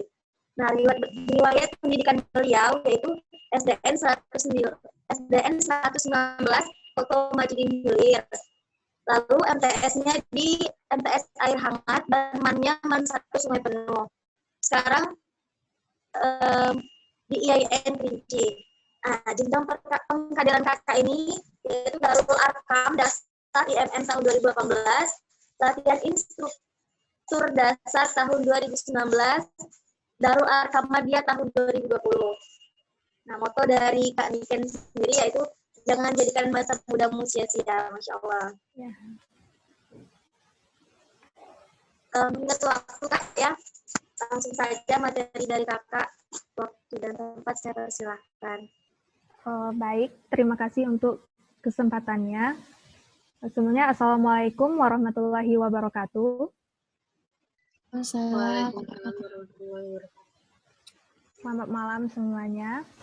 Dan raditu billahi robba, wabil islam dina, wabil muhammadin nabiyya wa rasulah. Bersyukur kita kepada Allah SWT yang mana atas rahmat beliaulah kita dapat bertegur sapa, bersilaturahmi, walaupun lewat Zoom meeting. Semoga ini tidak mengurangi esensi silaturahmi kita dan semoga nanti kita dapat bertegur sapa secara nyata gitu, bukan online. Dan tidak lupa kita berselawat kepada Nabi Muhammad SAW karena beliaulah kita bisa merasakan hidup di zaman yang berpendidikan gitu. Sebelumnya terima kasih kepada kepanitiaan dan juga terkhusus kepada Kohati Komisariat Pertanian, Unja, yang sudah memberikan kesempatan untuk kita bertatap muka melalui Zoom meeting dan juga berdiskusi bersama, dan insya Allah nanti kita akan saling berbagi. Dan sebelum materi dimulai, tentang materi yang temanya itu kiprah mahasiswi sebagai kaum intelektual. Nah, mungkin langsung saja ya teman-teman semua, karena sebelum kita berbicara terlalu jauh bagaimana kiprah kita sebagai mahasiswi sebagai kaum intelektual, tentu kita harus mengetahui apa yang dimaksud dengan intelektual. Nah, jadi intelektual itu bisa kita sebut dengan cendekiawan, atau sering kita sebut dengan cendekiawan, yang bisa kita artikan adalah orang yang mempunyai daya pikir, daya tanggap yang peka, daya banding yang tajam, dan juga daya analisa yang tepat. Serta juga bisa kita katakan bahwa intelektual ini adalah yang memiliki daya cipta yang orisinil. Dan juga kadang kita mengatakan bahwa intelektual itu adalah orang-orang yang berpendidikan. Nah, mungkin kita luruskan pemahaman kita dulu bahwa intelektual ini bukan hanya orang-orang yang berpendidikan tinggi, tetapi intelektual ini adalah orang yang dapat, atau bisa kita katakan adalah orang-orang yang bukan biasa-biasa saja, adalah orang yang paham dengan keadaan sekitar dan juga memahami apa yang terjadi di sekitar kita. Nah, jadi dapat kita ambil kesimpulan bahwa jika kita tilik dari bahasanya, intelektual ini bermakna dengan akal pikiran gitu. Jadi bukan pendidikan ya gitu. Nah, di intelektual, orang yang dikatakan intelektual itu bukan hanya orang yang statusnya sebagai mahasiswa saja, tetapi orang yang dapat berpikir baik itu dapat kita katakan sebagai seorang yang intelektual. Nah, kadang kita berpikir, siapa sih tokoh intelektual yang ada di Indonesia? Nah, tokoh intelektual yang ada di Indonesia itu mungkin kita kenal dengan Buya Hamka. Mungkin siapa sih yang nggak kenal dengan Buya Hamka? Dan juga ada B.J. Habibie. Nah, beliau juga seorang cendekiawan, seorang yang intelektual. Nah, kalau kita berpikir siapa tokoh intelektual perempuan yang ada di Indonesia, maka itu yang pertama menurut sumber itu ada Raden Ayu Lasminingrat. Nah, beliau adalah tokoh perempuan intelektual pertama yang ada di Indonesia, di mana fokus beliau itu yang menjadi perhatiannya itu pada dunia kepenulisan dan juga pendidikan untuk kaum perempuan. Kalau untuk sekarang, tokoh intelektual perempuan yang ada di Indonesia, mungkin kita kenal dengan Najwa Shihab, karena beliau juga, gimana ya, kalau Najwa Shihab itu peka dengan keadaan gitu, sering mengangkat isu-isu dan membahas isu-isu yang ada di sekitar. Dan juga Ustazah Oki juga bisa kita katakan adalah seorang atau sosok intelektual perempuan yang ada di Indonesia. Mungkin juga banyak tokoh-tokoh intelektual yang ada di Indonesia. Nah, sesuai dengan sesuai dengan pembahasan kita kali ini, yaitu kiprah mahasiswi sebagai kaum intelektual. Nah, tentu kita sebagai kaum intelektual memiliki tanggung jawab yang besar terhadap diri kita sendiri dan juga terhadap masyarakat gitu. Dan ini bisa terdengar suaranya enggak? Halo? Ya, Kak, jelas. Bisa ya? Bisa, Kak. Nah, kita lanjut ya, Kak? Ya, Kak, lanjut, Kak. Nah, tentu pertanyaan kita, bagaimana kiprah kita sebagai mahasiswi, sebagai kaum intelektual, tentu kita memiliki tanggung jawab yang besar terhadap diri kita sendiri dan juga kepada masyarakat, gitu. Dan tentunya kiprah mahasiswi sebagai kaum intelektual ini tidak jauh dari Tridharma perguruan tinggi. Nah, mungkin teman-teman di sini juga sudah tahu apa-apa saja Tridharma perguruan tinggi. Nah, yang mana kita itu terlibat aktif pada pendidikan dan pengajaran yang dapat dijalankan pada kegiatan belajar, mengajar dalam kelas saat kita perkuliahan. Dan juga yang selanjutnya itu ada penelitian ya. Nah, penelitian ini kan yang dapat dijalankan saat kita mengerjakan skripsi atau lain sebagainya. Dan selanjutnya itu ada pengabdian pada masyarakat. Mungkin kalau di perkuliahan itu ada semacam KKN dan lain sebagainya gitu, Kak. Nah, pendidikan ini itu diperlukan agar kita sebagai mahasiswi atau mahasiswa itu memiliki intelektual dan wawasan yang luas sehingga membantu di dalam proses berpikir untuk mencari solusi terhadap berbagai persoalan yang ada di lingkungan kita sekitar. Jadi, ketika kita sudah melihat keadaan sekitar dan kita di perkuliahan bukan hanya teori saja yang kita pelajari, tapi bagaimana implementasi yang kita lakukan di kehidupan atau di masyarakat. Nah, selanjutnya kita berbicara kembali tentang penelitian, di mana penelitian ini diperlukan untuk menghasilkan sebuah karya yang berguna bagi masyarakat dengan landasan riset agar karya kita itu tepat sasaran gitu. Nah, selanjutnya mungkin ada pengabdian kepada masyarakat. Nah, pengabdian kepada masyarakat ini tentu diperlukan agar ilmu yang kita dapat ketika di bangku perkuliahan tidak tersimpan untuk diri kita sendiri gitu. Nah, bagaimana kita itu berusaha agar masyarakat juga merasakan manfaat dari ilmu yang dimiliki oleh mahasiswa. Nah, itu yang kaitan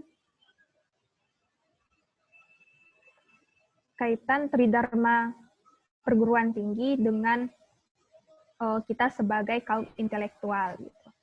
Nah, implementasi tersebut itu dapat kita wujudkan apabila kita sebagai mahasiswi atau mahasiswa ini memahami dan menjalani nilai-nilai yang terkandung di dalam Tridharma perguruan tinggi, yaitu yang tadi yang kita jelaskan bahwa ada pendidikan, penelitian, dan pengabdian kepada masyarakat. Gitu.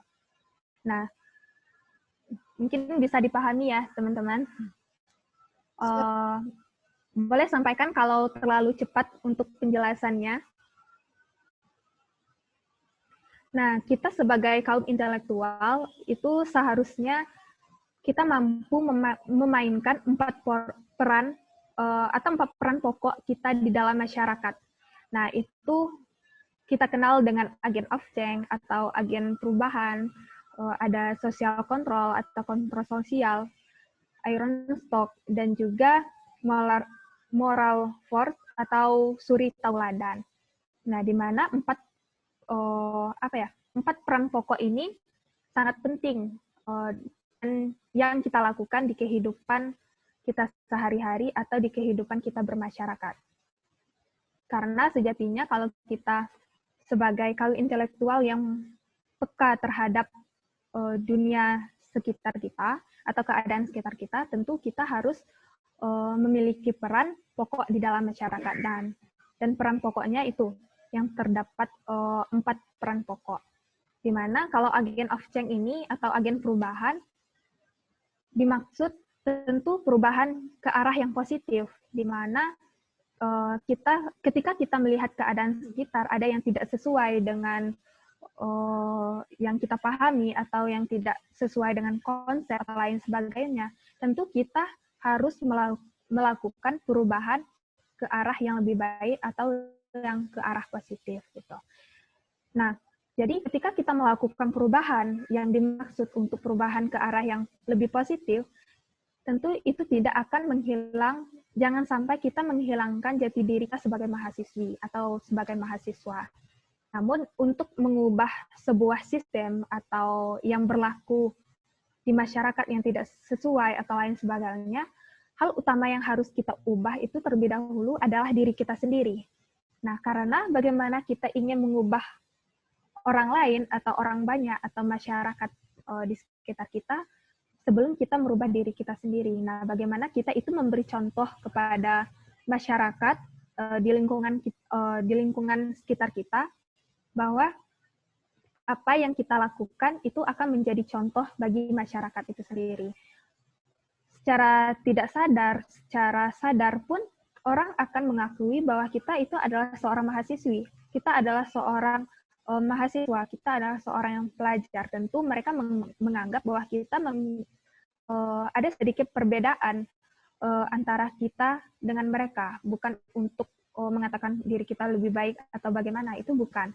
Tetapi ketika mereka telah mengetahui kita seorang mahasiswa atau seorang mahasiswi, tentu ada nilai plus yang mereka nilai pada diri kita. Gitu. Nah, bagaimana kita memberikan contoh yang baik agar kita bukan menjadi contoh yang tidak baik untuk masyarakat. Gitu.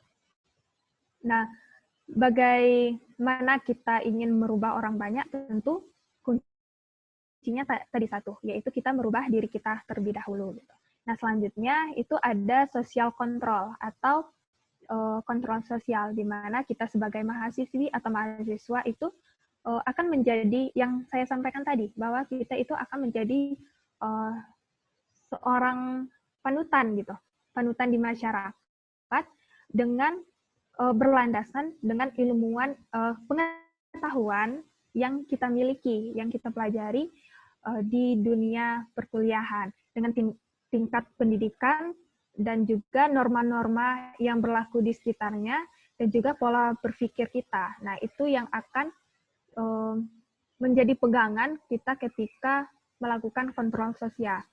Bagaimana mungkin mereka akan menjadikan kita panutan di masyarakat, sedangkan sosial kita tidak, gimana ya, sosial kita buruk gitu. Kita tidak sering berinteraksi dengan masyarakat. Kita terlalu sibuk dengan dunia perkuliahan kita, sehingga kita melupakan tetangga-tetangga kita, masyarakat yang ada di sekitar kita. Kita tidak peduli, atau adakah kejadian-kejadian yang terjadi di sekitar kita. Kita hanya fokus kepada akademisi semata.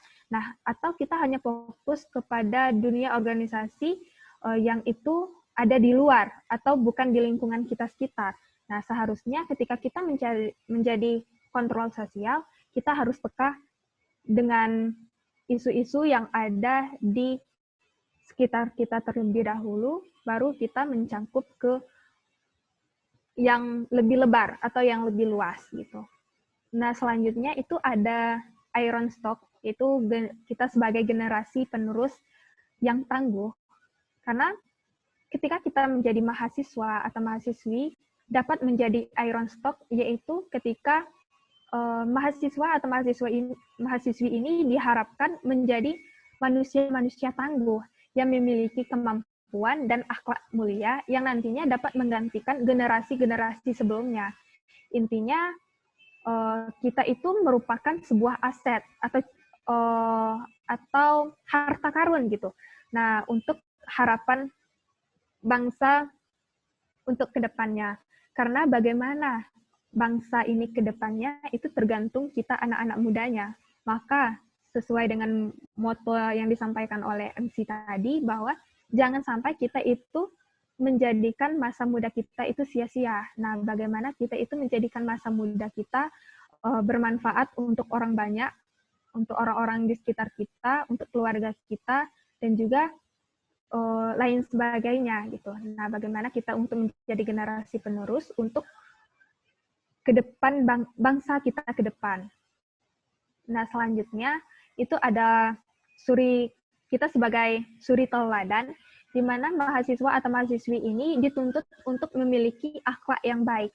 Nah, bagaimana kita ingin menjadi suri teladan yang baik ketika kita melakukan hal yang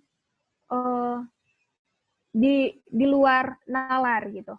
Kita menjadi contoh yang tidak baik di masyarakat. Nah, seharusnya kita sebagai mahasiswa atau mahasiswi itu menjadi suri teladan, karena ilmu pengetahuan yang kita miliki. Jangan sampai ketika orang-orang beranggapan bahwa kita adalah seorang panutan yang tadi yang saya sampaikan bahwa di social control kita malah menghilangkan kepercayaan mereka.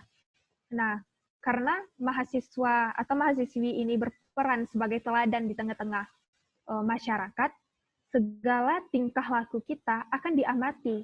Nah, kita akan menjadi pusat perhatian yang dinilai oleh masyarakat. Untuk itu, kita sebagai mahasiswa atau mahasiswi ini harus pandai dalam kita menempatkan diri untuk hidup berdampingan di tengah-tengah masyarakat. Jangan sampai kita itu menjadi bumerang untuk diri kita sendiri dan juga untuk orang lain, menjadi bumerang untuk orang banyak gitu. Mungkin kalau untuk materi kiprah mahasiswi sebagai kaum intelektual itu tidak terlalu banyak ya sebenarnya.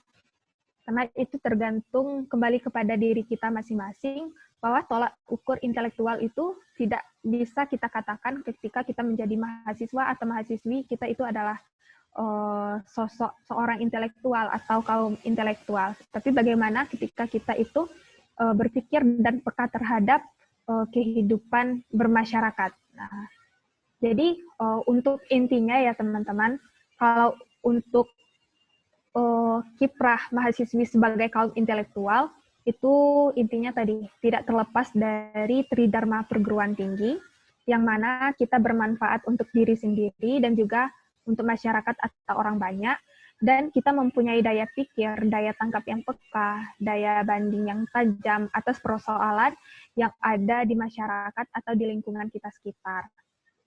Dengan kita tetap berpegang teguh dengan kearifan lokal. Nah, tentu kita harus juga berpatokan dengan kearifan lokal yang ada di kehidupan kita sekitar, dan juga kita harus ada respon positif dari masyarakat atas aktivitas kita atau kiprah kita yang kita lakukan akan lahir dengan sendirinya gitu. Nah, ide dan pemikiran cerdas seorang mahasiswa atau mahasiswi ini kita berharap mampu untuk merubah paradigma yang berkembang dalam suatu kelompok dan menjadikannya terarah sesuai dengan kepentingan bersama. Jadi kita sebagai generasi penerus dan juga kita sebagai generasi pelurus untuk kedepannya lebih baik dan kita menjadi kaum-kaum atau orang-orang yang berpendidikan serta berintelektual. Semoga mungkin itu sih, mengingat waktu juga untuk materi kiprah mahasiswi sebagai kaum intelektual. Mungkin tadi yang disampaikan itu lebih umum ya. Ini bukan terkhusus hanya untuk mahasiswi saja, tetapi juga untuk seorang mahasiswa. Karena peran kita sebagai ingin menjadi kaum intelektual antara mahasiswi dan mahasiswa itu sama gitu. Mungkin sekian. Baik, terima kasih Kak Niken atas materinya. Jadi tadi Iza udah menampung beberapa pertanyaan malam ini. Ini mau Iza bacain langsung dijawab apa mau dibacain semua dulu Pak? Suaranya putus-putus, Kak. Ini ada beberapa pertanyaan yang udah saya tampung. Nah, ini pertanyaannya mau dibaca seluruhnya atau dibaca dulu atau dijawab langsung atau dibaca semuanya dulu baru dijawab? Oh, untuk pertanyaannya ya? Ini ya. Dibaca seluruhnya aja, Kak. Oke, Kak. Jadi pertanyaan yang pertama itu, halo, Kak. Ya. Jadi pertanyaan yang pertama itu dari saudara Aditya Eka Aprilianto. Nah, dari Universitas Jambi, dari kami Siginjai. Izin bertanya, Kak. Iya. Kita membuat feeling. Halo? Bagaimana kita feeling insting kita terhadap pilihan kita menjadi tepat sesuai dengan keadaan yang kita hadapi dan mendapatkan pilihan yang sedang kita jalani. Jelas, Kak? Suaranya putus-putus, Kak. Baik. Putus-putus, Kak, suaranya. Iza ulangi aja. Mm-mm. Pertanyaan dari saudara Adi. Bagaimana kita membuat feeling insting kita terhadap pilihan kita menjadi tepat sesuai dengan keadaan yang kita hadapi dan mendapatkan pilihan yang sedang kita jalani. Gitu, Kak. Jelas nggak, Kak, suaranya?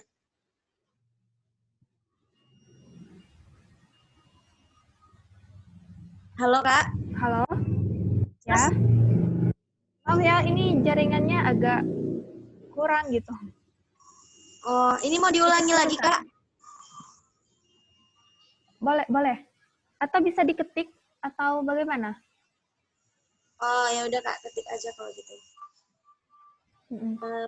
Yang pertama ini, Kak. Nah, udah masuk, Kak? Oh, ya.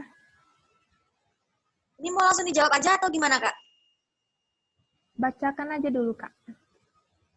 Oh, jadi itu pertanyaan yang pertama, Kak. Nah, pertanyaan yang kedua. Pertanyaan yang kedua dari saudara Felix. Oh, nggak ada, Kak. Udah ditarik ya? Oh, ini. Pertanyaan dari saudari Rizka Tamara dari UIN STS Jambi. Cara agar kita menjadi mahasiswa agar dapat diterima oleh masyarakat dengan baik.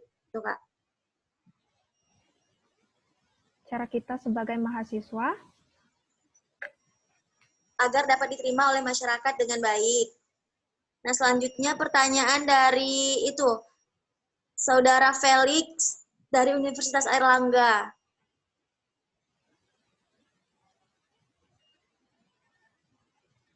Bagaimana cara kita meyakinkan kepada orang tua kita bahwa organisasi yang kita ikuti ini bermanfaat dan memberikan dampak pada perkuliahan kita? Pertanyaan terakhir, Kak.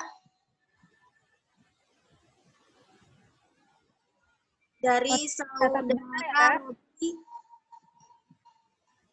Robi Algan. Robi Algan Hanan Taki dari IMM UIN, Kiai Haji Ahmad Siddiq, Jember.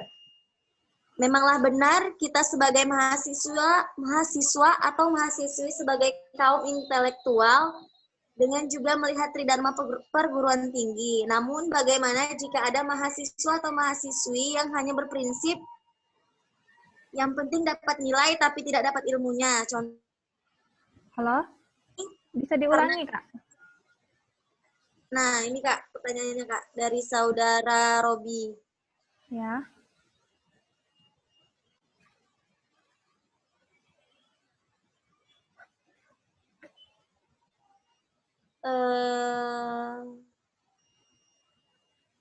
Bisa dibaca di chat di Zoom, Kak? Oh, iya, ya.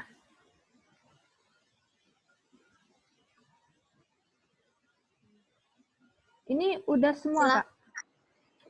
Oh iya, Kak. Udah, Kak. Yang di chatnya, pertanyaan-pertanyaannya? Udah, Kak. Oh, yang mana ya tadi?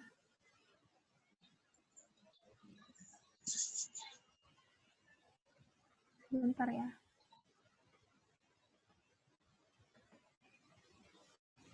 Tadi.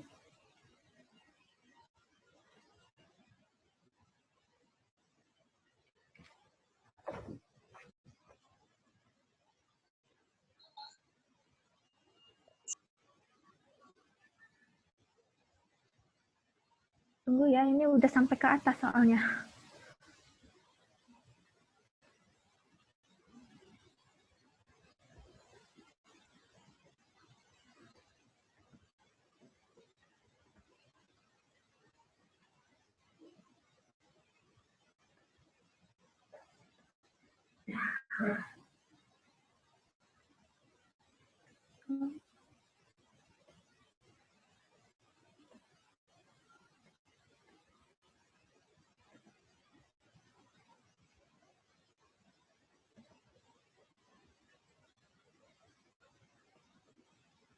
Yang mana ya?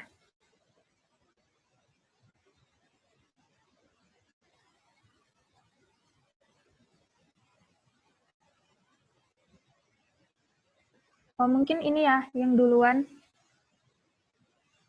Dari, ini pertanyaannya.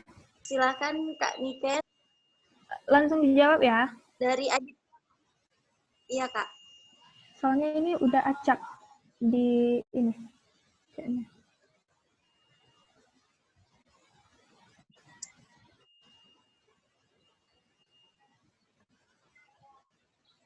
Mungkin dari pertanyaan yang terbawah kali ya, yang dapatnya. Dari Fadila Wahyuni Prista dari HMI Komisariat Hukum Unjaya. Ini pertanyaannya. Bagaimana kita memberi pemahaman kepada masyarakat jika pandangan mereka bahwa berorganisasi itu tidak baik ataupun ada pergaulan bebas dan sering juga dianggap dianggap perempuan kok suka keluyuran gitu, padahal berorganisasi gitu, Kak. Terima kasih. Wassalamualaikum. Ini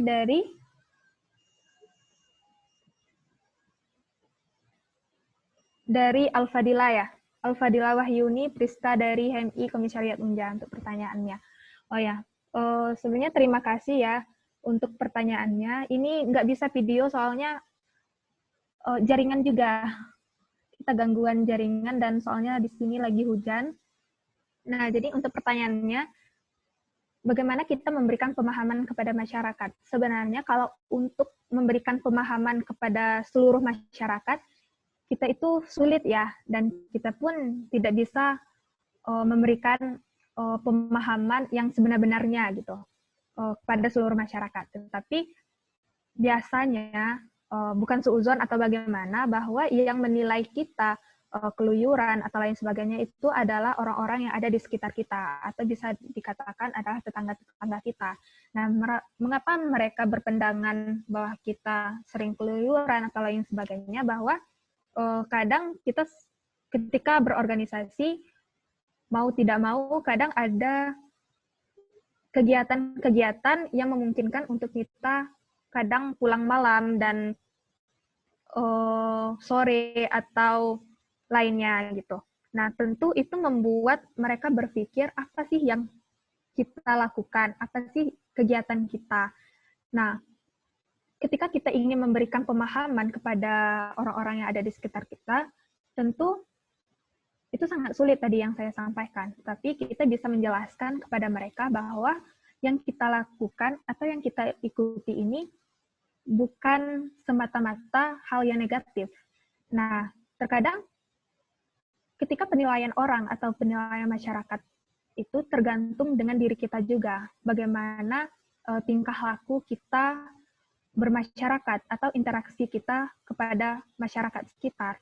Nah, dengan adanya kita berorganisasi, tentu ada nilai plus atau proses yang kita dapatkan bagaimana kita berinteraksi dengan orang banyak atau bagaimana kita berinteraksi dengan masyarakat, tetangga, dan lain sebagainya. Dengan begitu, kita bisa memberikan pemahaman atau penjelasan kepada seseorang atau masyarakat bahwa yang kita lakukan ini benar. Dan mereka juga bakalan paham ketika kita berdiskusi atau kita bercerita dengan mereka dan kita menjelaskan kegiatan-kegiatan yang ada di organisasi, mereka pun juga akan paham gitu. Nah, karena etika kita di dalam masyarakat, walaupun kita, awalnya pasti mereka menganggap kalau kita keluyuran, kita sering keluar dari rumah, kadang kita pulang malam, dan lain sebagainya. Tetapi apabila kita bakalan ada waktu kok ketika kita itu berinteraksi dengan mereka. Nah, dengan ketika kita berinteraksi dengan mereka lah, kita memberikan pemahaman bahwa yang kita lakukan itu bukan hal yang negatif gitu. Mungkin itu aja sih kalau untuk memberikan pemahaman. Kalau untuk merubah pemahaman seluruh masyarakat, kita tentu tidak bisa. Nah, tentu ketika hal itu terjadi kepada kita, kadang kalau untuk saya ya, saya itu sering memegang konsep bahwa ada sesuatu hal yang bisa kita kendalikan, ada sesuatu hal yang tidak bisa kita kendalikan. Nah, itu yang namanya filsafat Stoa ya, di mana ketika kita kita mengetahui ada masyarakat yang mengatakan bahwa yang kita ikuti berorganisasi itu tidak baik, bahwa itu kan di luar kendali kita, itu adalah pemahaman mereka. Namun, apa yang bisa kita kendalikan? Nah, kembali kepada diri kita. Yang bisa kita kendalikan itu adalah memberikan pemahaman, penjelasan kepada mereka bahwa yang kita lakukan ini adalah kegiatan-kegiatan positif. Nah, kembali kepada mereka apakah bisa menerima atau tidak. Nah, itu sih sebenarnya kalau ketika masyarakat atau orang-orang beranggapan bahwa yang kita lakukan ini adalah tidak baik. Karena sejatinya ada hal yang bisa kita kendalikan, ada hal yang tidak bisa kita kendalikan. Mungkin itu sih intinya untuk pertanyaan dari Al-Fadila. Bagaimana? Bagaimana Saudari Bila? Apakah sudah cukup jelas? Baik, terima kasih Kak. Saya rasa sudah cukup jelas ya. Terima kasih atas jawabannya. Kak, ini pertanyaan selanjutnya saya copy aja di chatnya Kak. Oh, iya ya. Nah, ini Kak.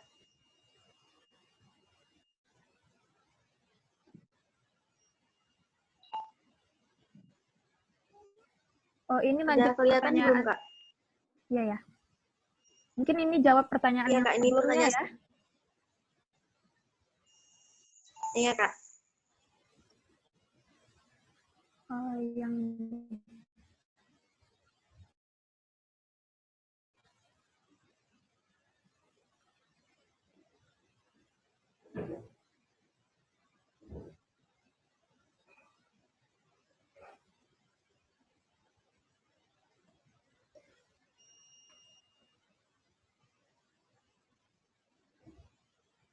ini ada pertanyaan dari tunggu sebentar. Oh, hilang. Dari Robi Aligan Hanantaki dari IMM UIN, Kiai Haji Ahmad Sidik Jember. Oh, iya.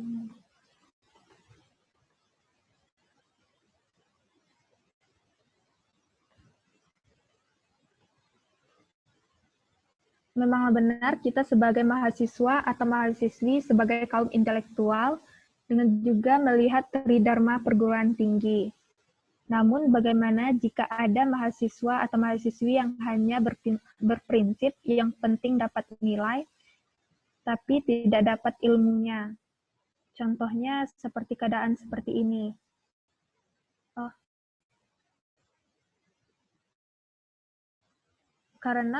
Karena kan di masyarakat itu dibutuhkan kita ya sebagai agent of change. Itu ya pertanyaannya dari Robi.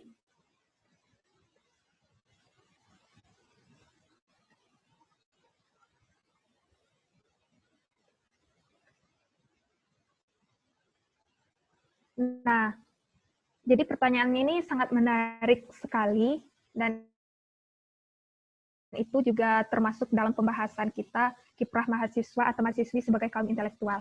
Nah, bagaimana jika ada mahasiswa atau mahasiswi yang hanya berprinsip yang penting dapat nilai tapi tidak dapat ilmunya? Nah, itu banyak terjadi pada saat sekarang ini, apalagi saat COVID-19, di mana mereka hanya mementingkan nilai, kalau untuk ilmunya itu urusan belakangan gitu ya.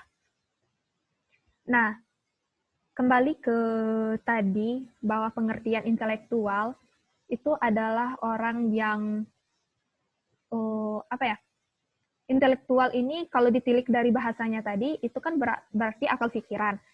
Nah, dan juga kalau intelektual itu adalah orang yang mempunyai daya pikir, daya tangkap yang peka, daya banding yang tajam, daya analisa yang tepat, serta daya cipta yang orisinil gitu.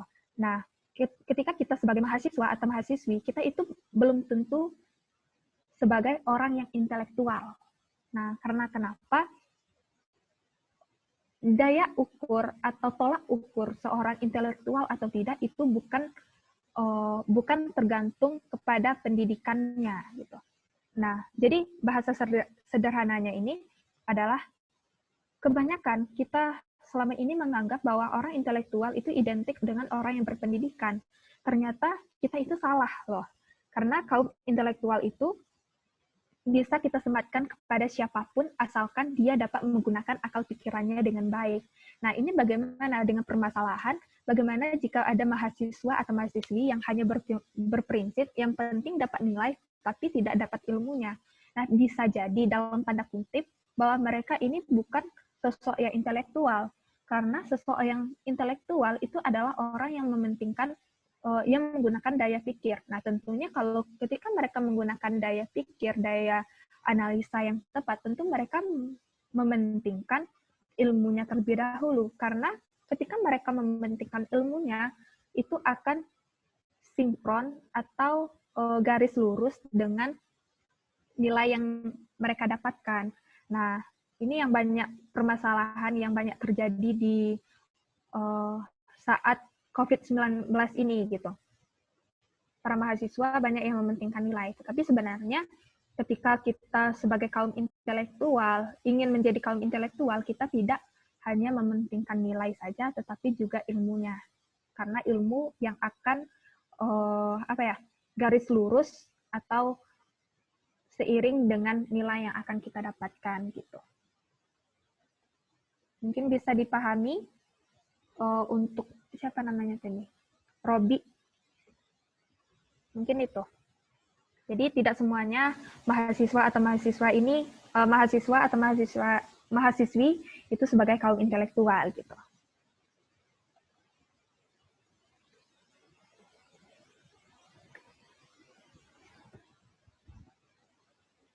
Bagaimana? Halo? Untuk Robi? Baik, terima kasih Yunda Niken atas paparannya. Ya. Bisa dilanjutkan ya? Bisa Kak, ini tadi pertanyaannya yang tadi Kak. Yang mana? Yang di bawah ya? Iya Kak. Bisa. Sebelumnya yang tadi pertanyaan belum dibacain nih, copy aja soalnya tadi kan Ana ada keluar gitu, jadi chatnya hilang gitu.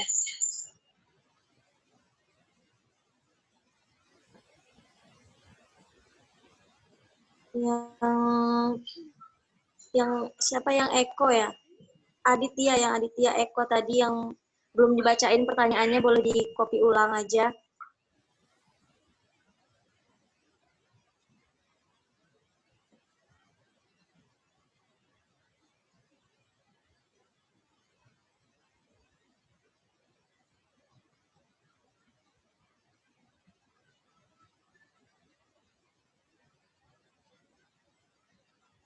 Ini kita jawab yang sesuai tema dulu ya. Boleh Kak.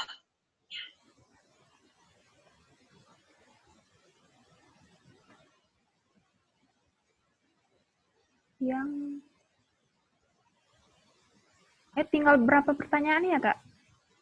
Tinggal 2 deh kalau nggak salah Kak. Tadi soalnya chatnya hilang Kak, karena Ana tadi ada keluar gitu Kak. Jadi chatnya jadi hilang. Oh iya ya. Ini baru saya ada yang kopikan lagi gitu Kak. Yang ini pertanyaan yang tadi saya copy ke chat itu pertanyaan yang tadi Kak, yang belum dijawab. Oh ini pertanyaan yang belum dijawab ya, yang baru masuk. Iya Kak.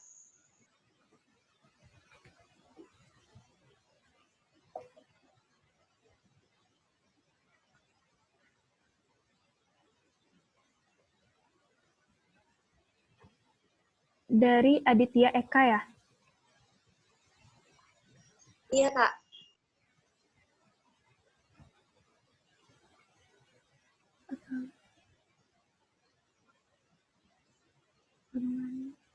Yang mana ya? Hilang. Bisa dikopikan ulang, soalnya pertanyaannya hilang, Kak. Jaringan juga sedang gangguan. Bisa, Kak, bisa. Sebentar, Kak.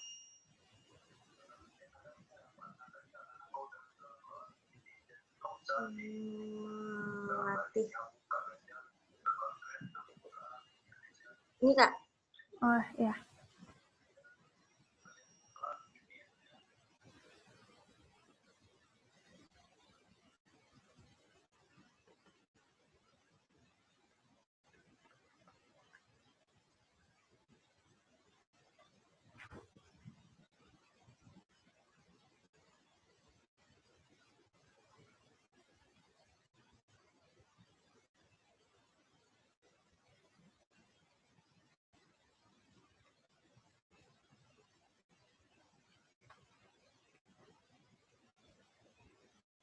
Dari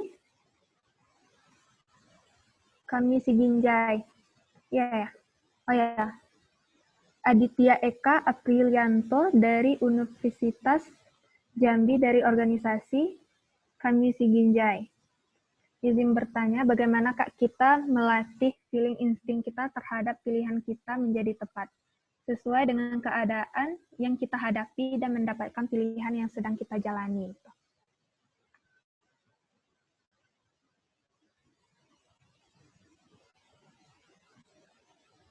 Nah, kalau untuk bagaimana kita melatih feeling insting kita terhadap pilihan kita yang tepat, tentu untuk sesuai dengan keadaan yang kita hadapi dan mendapatkan pilihan yang sedang kita jalani, itu tentu kita melihat dari persoalan-persoalan apa yang terjadi gitu. Dan kita harus peka terhadap lingkungan kita juga. Nah, karena kita melatih insting kita, itu tergantung dengan hal-hal yang terjadi di sekitar kita gitu. Halo, bisa didengar? Bisa, Kak. Bisa, Kak.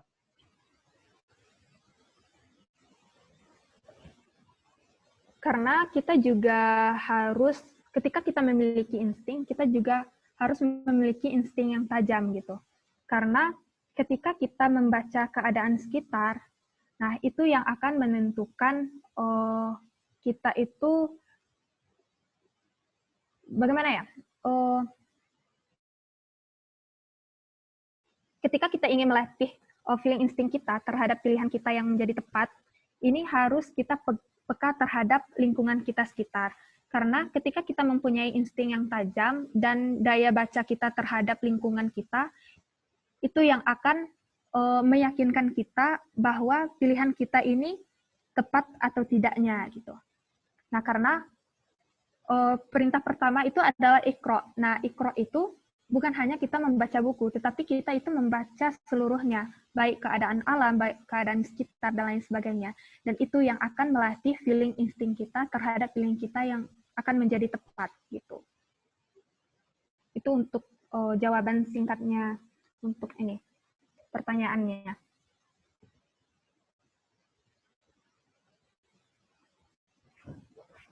Bagaimana, bisa dipahami? Kak.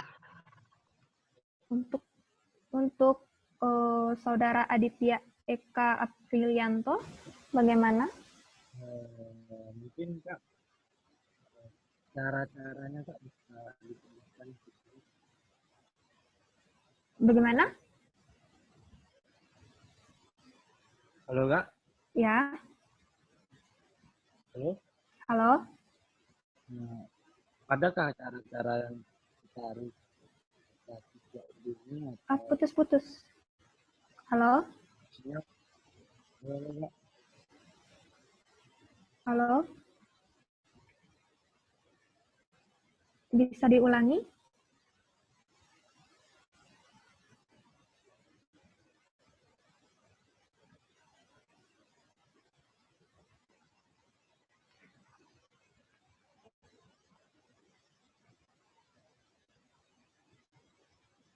Halo?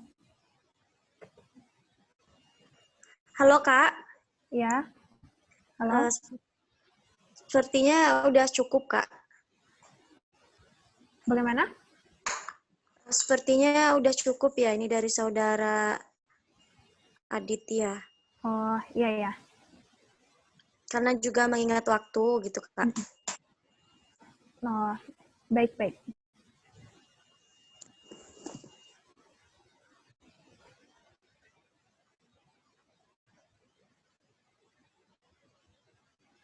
Mungkin kalau masih ada pertanyaan bisa di personal chat aja ya. Mungkin kita bisa diskusi di lain waktu juga karena mengingat waktu. Bisa bertanya lewat panitia, nanti insya Allah akan dijawab juga melalui personal chat juga gitu.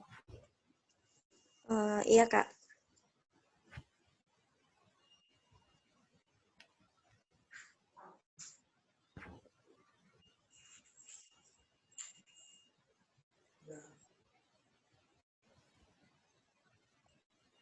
Baik, terima kasih kepada Kak Niken atas materi yang sudah disampaikan. Adapun kesimpulan dari materi kakak yang bisa Iza kutip sedikit, yaitu kiprah mahasiswi sebagai kaum intelektual itu tidak jauh dari 3 dharma perguruan tinggi.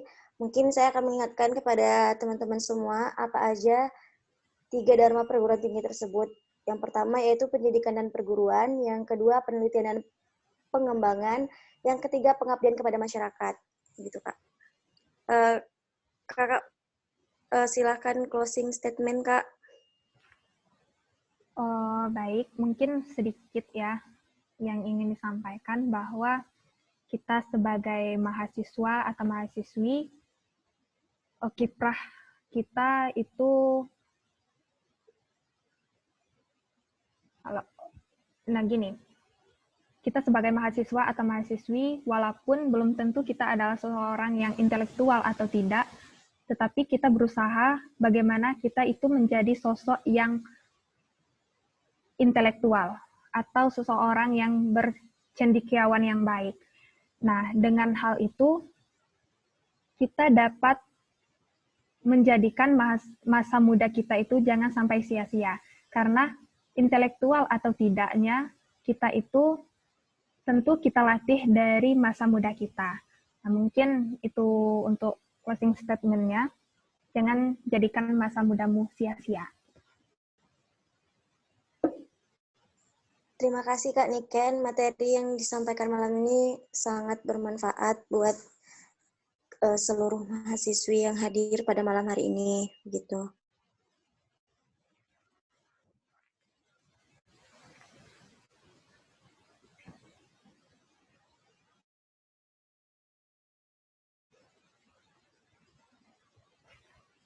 Baik, terima kasih kembali untuk kepanitiaan dari acara webinar dari Kohati Komisariat Pertanian Unjaya. Terima kasih banyak untuk kesempatannya. Semoga kita dapat bersilaturahmi di lain waktu dan bertatap muka. Semoga COVID juga tidak membatasi kita untuk bersilaturahmi nantinya. Baik Kak, terima kasih. Kak. Baik, pada teman-teman semua, sebelumnya maaf karena Ana mematikan kameranya karena sinyal juga tidak memungkinkan di sini, gitu. Nah, mungkin itu tadi 2 materi yang disajikan pada malam hari ini. Semoga teman-teman bisa mengambil hikmahnya dan untuk dijadikan pembelajaran untuk kedepannya, begitu. Saya Liza Wahyuni selaku moderator mohon undur diri. Jika ada kata-kata saya yang salah, saya mohon maaf. Sungguhnya kebenaran itu hanya milik Allah dan khilafat itu adalah dari saya sendiri, begitu. Sebelumnya saya ucapkan wassalamualaikum warahmatullahi wabarakatuh. Ya, Waalaikumsalam warahmatullahi Terima kasih. Oh iya, jangan lupa besok ada 2 materi lagi yang wabarakatuh. Oke, Kak. Foto bareng nggak? Oh, mau foto bareng? Iya, Kak.